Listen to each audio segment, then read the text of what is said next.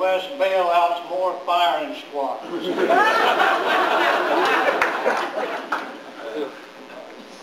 And I like this one, not for a personal reason, but it said there is no reason for violence against women.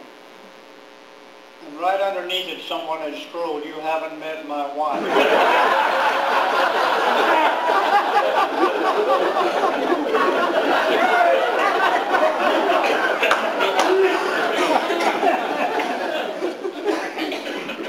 And another one said, "The AFL-CIO is the greatest exporter of jobs."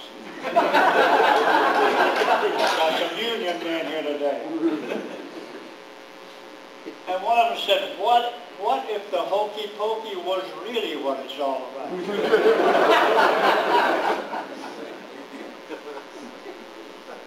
And the last one said, "Don't blame me, I voted for Jefferson Davis."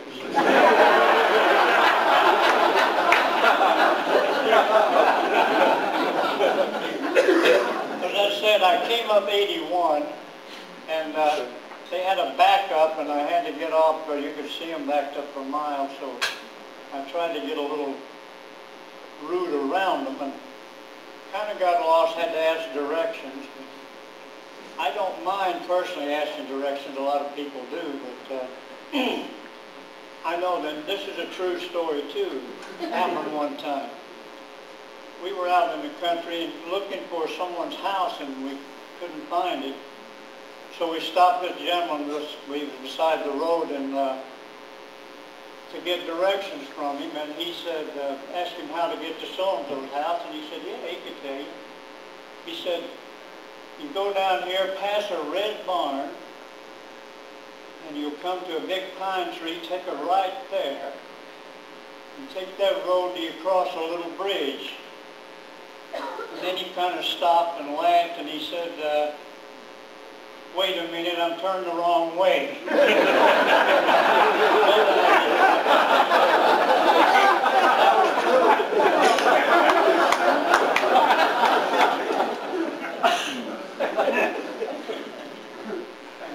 One of my favorites of asking directions, this guy was lost down home. He's running through the mountains, a real estate fellow, and he's looking for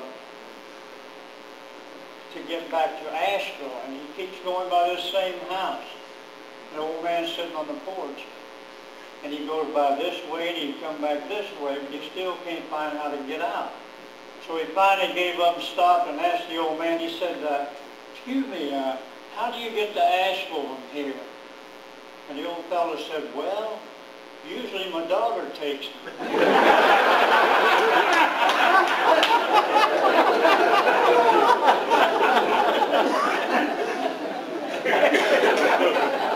I told that 2 years ago, but I knew you wouldn't.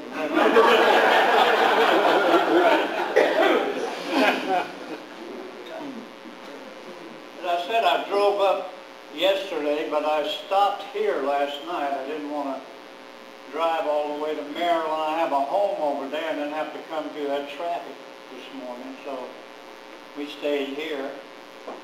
I thought I could get a bargain maybe if I mentioned Julian Levine's name at the desk, that I was a personal friend of Julian Levine's, and he told me there was a lot of vacancies next door. But